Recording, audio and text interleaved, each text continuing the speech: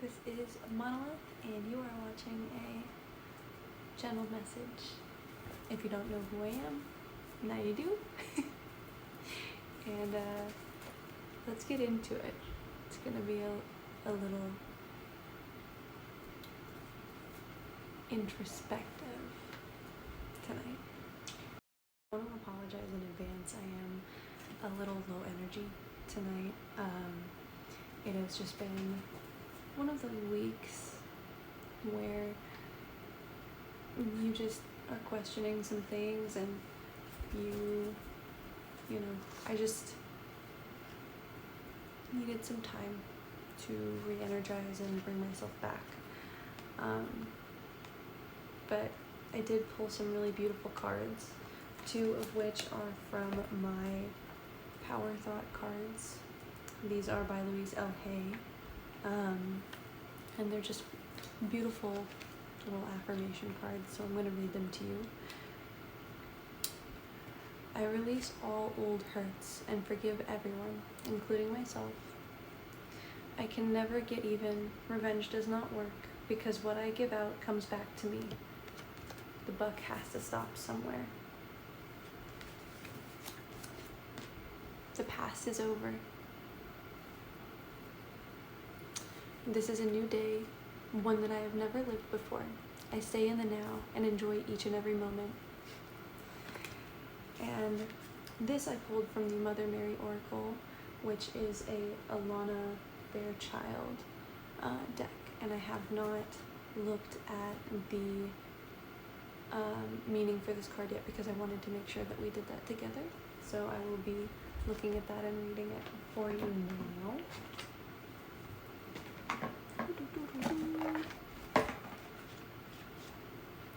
Is 38. Our Lady of the Abundant Garden. Excuse me. I provide life without limit. You have no need to fear loss or lack. For everything that dies, new life is created to supplant it. For every need that you have, there are ample channels through which that need can be fulfilled. I can provide all, with wisdom, grace, and even joyful humor. You can find a way to delight in life and enjoy all the riches that are available to you. If only you open your heart and release your fear, it is habit, not reality, which keeps you uncertain. Trust in me, my child, and be nourished in my living garden of love. I also didn't want to read this yet because until I got on here, because I wanted to be able to write out the channeled message and make sure that those two things didn't interfere with each other.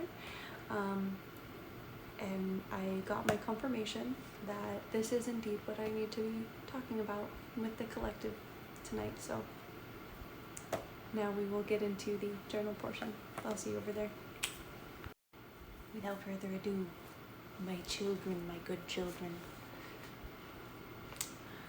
I see vines twisting around each other. Right now this represents the tangling of the past and future, but they're separate. And I believe you need to hear that today.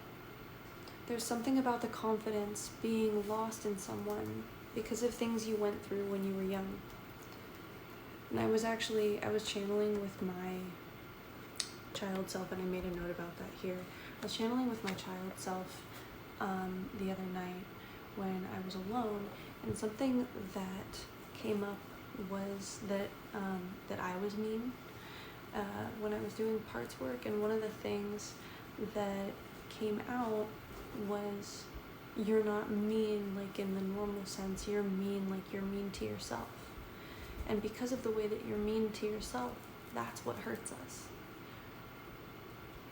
Because other people can only impact us as much as we let them, and we impact ourselves far more. It's not to say that other people's actions don't interact with the things that we do, or they don't impact us directly. They can.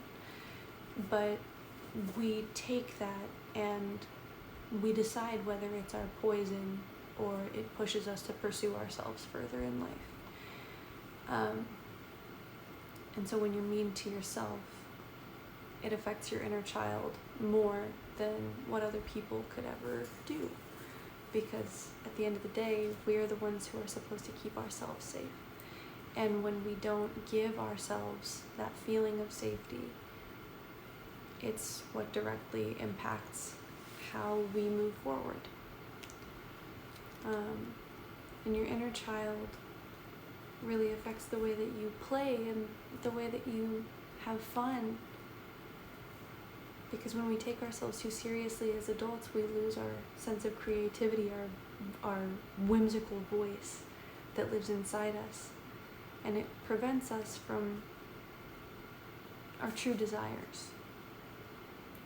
It keeps us from the ways that we really want to speak into the world. Our authenticity, our loudness, our uniqueness. The way we laugh when something truly is funny to us. The way that we cry when something is legitimately painful. And who we do that in front of. At the end of the day, we're our own worst critic, but we're also our most intimate audience. And so we have to be very, very careful what we put onto ourselves in that environment, which is us. There are a lot of paths forward, but lit up is only one. It has it has a shining white light, like a star. This is your hope, the thing you've put all your faith into, all your energy. But the doubts from past experience, that old belief system, is rearing up. It wants to seal you back into an old cycle where a new one is trying to form. There's nothing left for you in that place. You have the tools, the means to succeed now. What you think is holding you back actually doesn't belong to you anymore. But I can feel the tightness in my chest and my eyesight blurring. And it was really uncomfortable. There was like this heavy weight impressing on me, and it started moving up to my throat, and when it moved up to my throat, my vision started shifting. I couldn't see the paper that I was trying to write, and it was just so that heaviness, that weight that's in you, that needs to be released, whether through meditation or movement or journaling.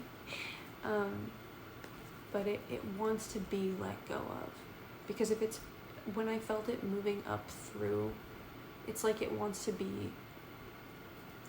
come out. It's trapped.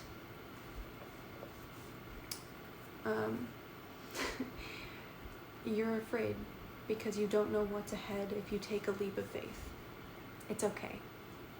I'm also scared. But that's also why I started doing this, But the one thing I know is that life will find a way, the universe finds a way, and God finds a way to put us back on our path. You can run, but you can't hide from yourself. Your truth will keep spitting you back out to where you're supposed to be until you honor it. The question becomes, how many more times do you want to go through that? Is it worth building a deeper doubt in your heart that's harder to escape? You're ready now. Nothing, and I mean absolutely nothing from the past can take that from you. And that was something too, as you're not going back there. You don't have to. There is nothing, you're so far ahead from where you were that if you would listen to that part instead of the other voice in your head, that version of you that's afraid that other people inflicted on your thought process. You don't have to be that. It's okay. It is safe to become that new thing that you've always wanted to be. There's nothing wrong with you. So, anyway. The familiarity of old patterns won't find you new comforts inside who you're becoming.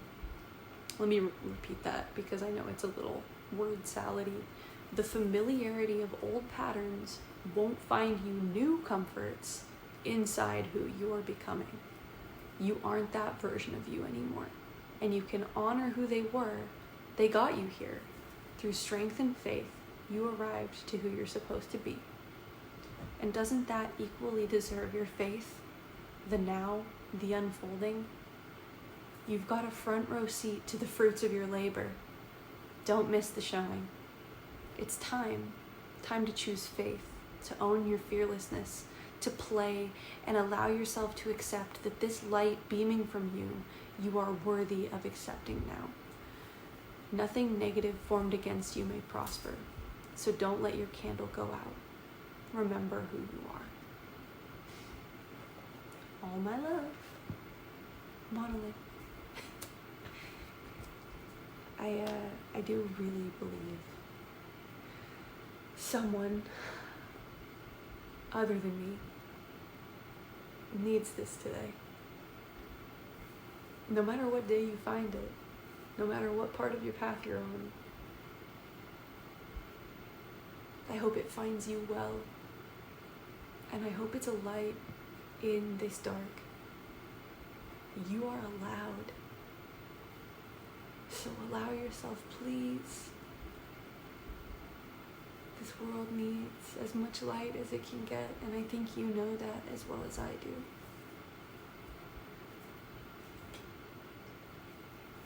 So until you love yourself, just know that we all love you.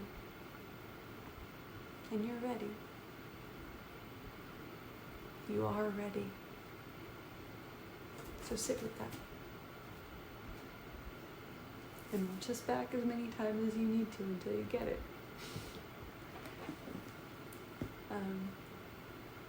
Yeah, let me know. Let me know how you're feeling. I would like to hear from you guys. Respond to pretty much every comment that I get. So, yeah, comment, like, subscribe. I'll see you guys on the other side. Good night.